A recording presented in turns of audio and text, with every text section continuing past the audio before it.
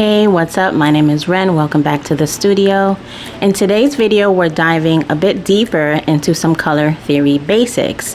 I have two previous videos on my channel. The first video, we discuss the history of color and we define what color is.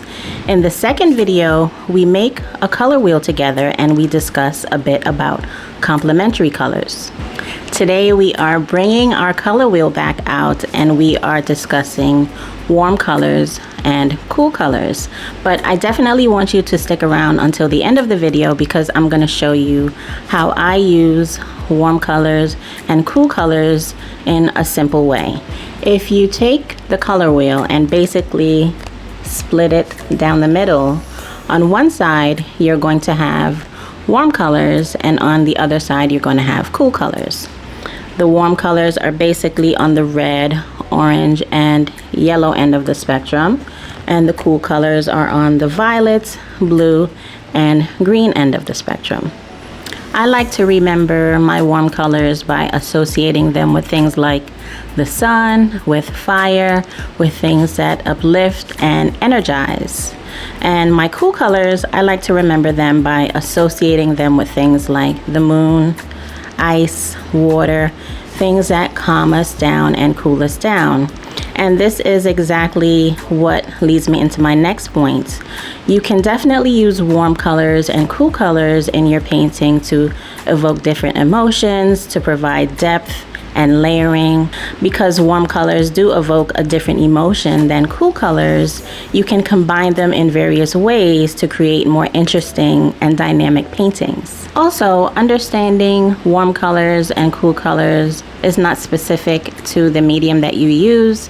If you paint with watercolors, oils, acrylics, if you use marker or colored pencil, you can definitely still use your understanding of warm colors and cool colors in the work that you produce. Okay, so we're going to talk about mixing up warm colors and some cool colors today. I'm going to go through some of the supplies that I have here with me. I have some watercolor paper. This is the Artist Loft brand. I picked it up from Michael's. I have my pocket color wheel. I also have a few different brands of watercolor here. I have two brushes. This is a number 2 pointed round brush, and I believe this is a number 4, even though the number has worn off from so much use. I picked these brushes up from Amazon. It's the Dugato brand. I love these brushes, and I will link them for you down below. I have a cup of clean water, and I have a towel here to blot off my extra paint. All right, let's start mixing up some paint. So I'm going to start off with one of my favorite colors. This is Perylene Green by Daniel Smith. Take some water. First, I'm going to swatch the color for you so you can see the pure tone of this color.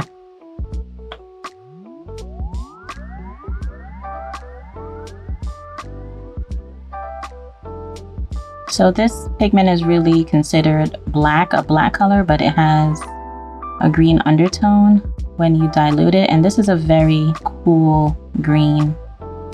And I tend to use a lot of this color when I paint leaves. And I love mixing it up to create different cool tones. Let's mix it with some Payne's Gray. This is also by Daniel Smith. I don't know if the camera, there you go. Daniel Smith, Payne's Gray.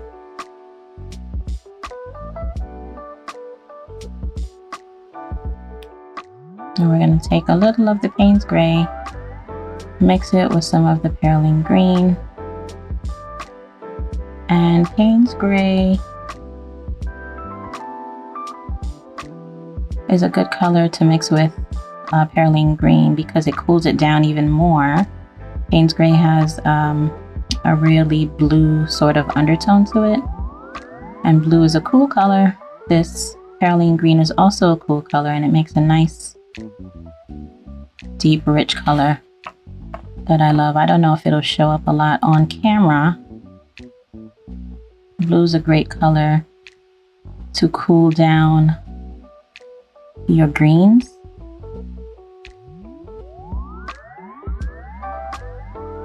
It will probably show up a lot more once the color's dry. Then you can really get to see the undertone.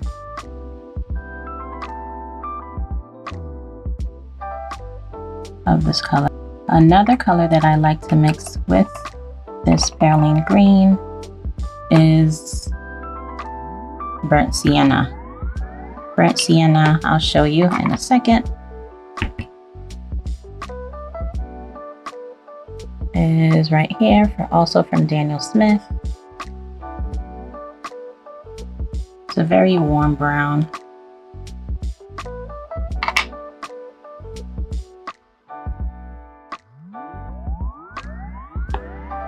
So let's take the burnt sienna,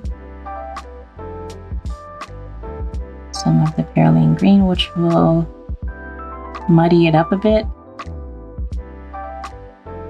But I tend to like a lot of muddy green colors because, I mean, let's be realistic here. The colors of leaves that we see in nature are not a pure green, especially in the fall time, which we're coming up on now. A lot of the colors are like more of a muddy kind of green, especially as the leaves change. So here you can see this color is a bit warmer.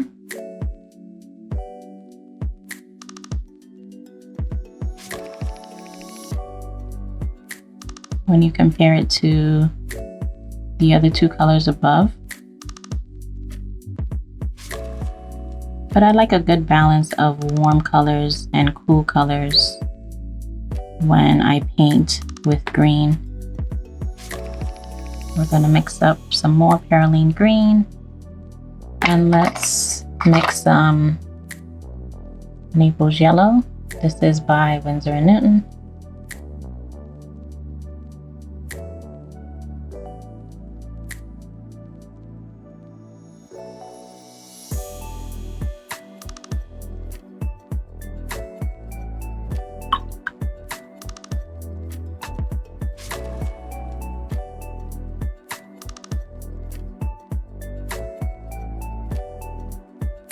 And of course, yellow is a warm color, so it's going to warm up, and it's also going to tint this perylene green a little bit because Naples yellow has a bit of white pigment in it as well.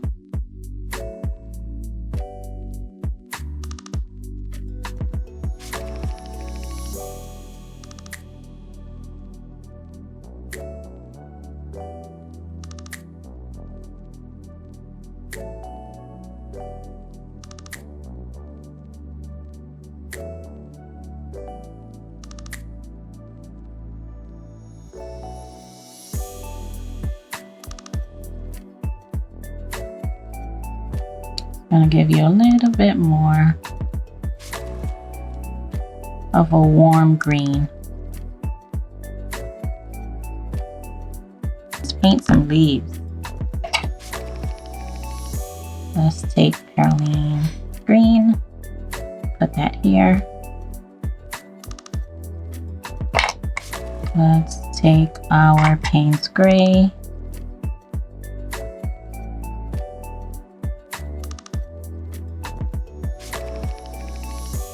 Payne's gray is a bit dried up because I haven't used it in quite some time. Let's take a little drop of burnt sienna. Also, another good color to mix with your greens are red, since green and red are across from each other. They're complementary colors on the color wheel. In my last video on color, we spoke a little bit about complementary colors.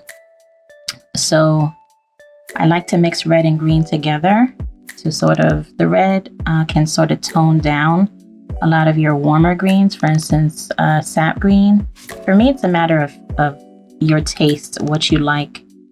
I like to paint with a little bit more of a cooler green or a muddier green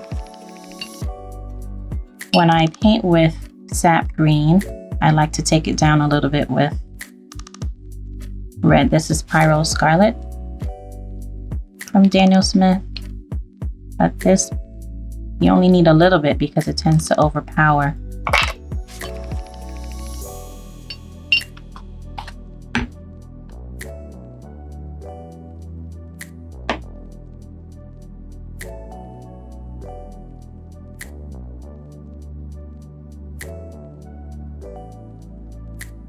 I'm mixing some Perylene Green with some Payne's Gray to make more of a cool toned green.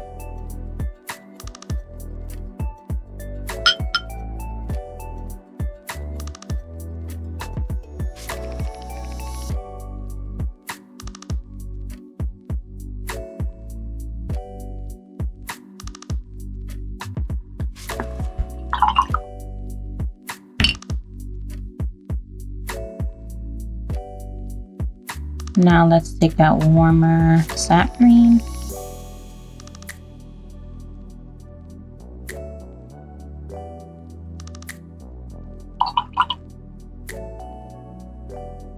See how much that red just took over the show here? Yeah, let's get this nice, almost olive green color.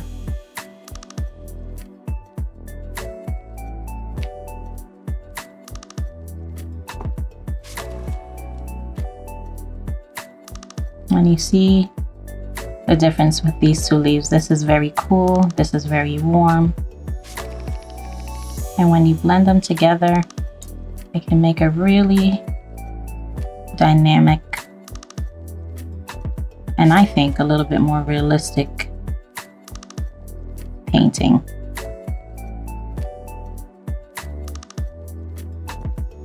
You want to be careful though when you're mixing your warms and your cools, because then you can end up with sort of a muddier brown, which I tend to like. I like deeper, almost muddier colors. See, now I'm mixing a cool with a warm, but I like to do that. That's just me.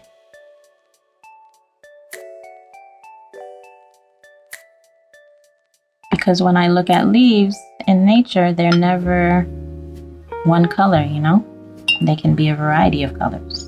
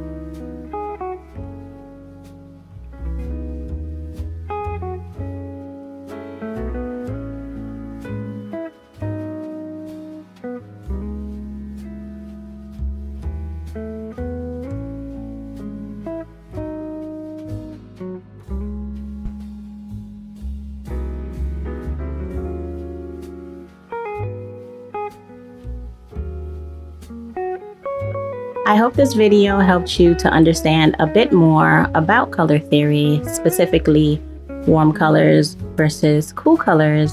I like to break things down into small bits so they're easily digestible and they can help you along your art journey. So leave me a comment below and let me know what you think if you have any questions. Okay, bye.